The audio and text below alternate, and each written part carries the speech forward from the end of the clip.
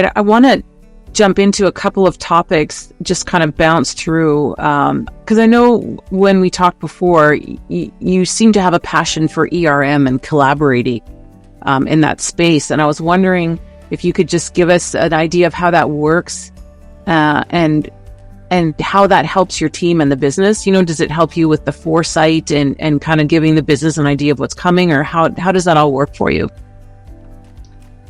So we started collaborating with ERM, many years ago when the ERM function was created. I can't even remember how long ago that was now. And right from the get-go, we created a connecting point at the AVP level.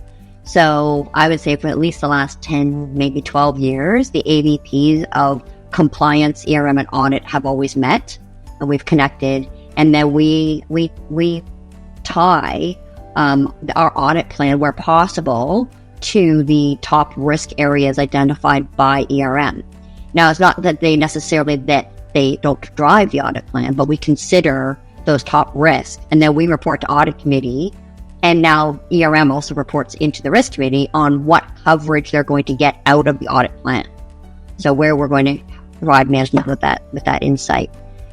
On the, I think it's more exciting on where we're going. So yes, I am excited about this because I think there's an opportunity, and particularly, with E21, we're a highly regulated company. OSFI is our regulator, and there's regulations now coming out about the assurance functions working together to make sure that we have this holistic view of risk.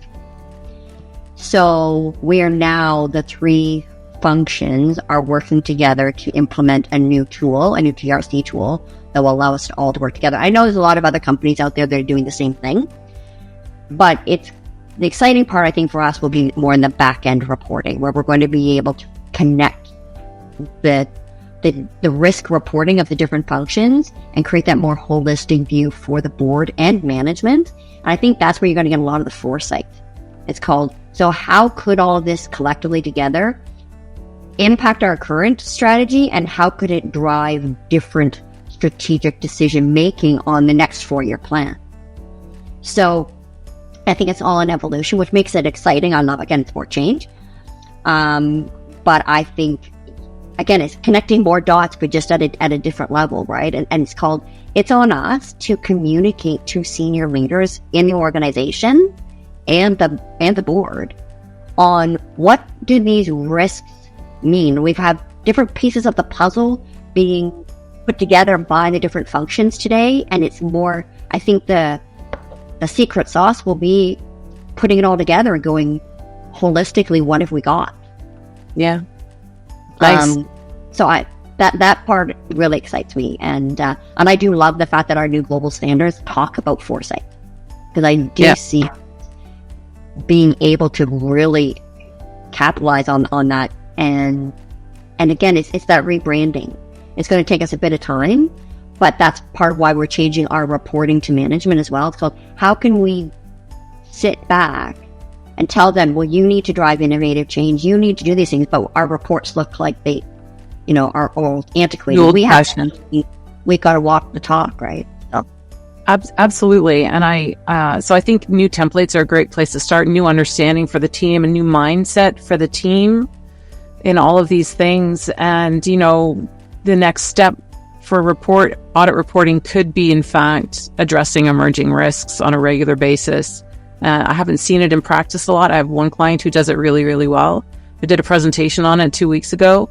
Couldn't get any feedback from people I reached out to that said, yeah, we do it. So it was interesting. But I think the good news then is the world is your oyster when it comes to presenting emerging risks and adding that foresight into your reporting. So whether it's at the direct you to the board reporting, or whether it's starting to be considered in individual audit reports, I think the world is our oyster, and it's a conversation we should open, right? Well, we've also too, this year was the first year we have a senior data consultant added to our team, and she's by nature, she kind of is a storyteller with data. That's what she does. So she helped to create some of the visuals now in our audit reports, but she's also helped completely redesign our audit committee reporting. And she's going to be key in driving some other new senior management reporting that we're starting to create to report to senior management on holistically what audit is seeing. So it's adding that skill set to audit, because we're auditors. We're not data consultants. But it's helpful to have that skill set on the team that can help show or present management with a different visualization of your message.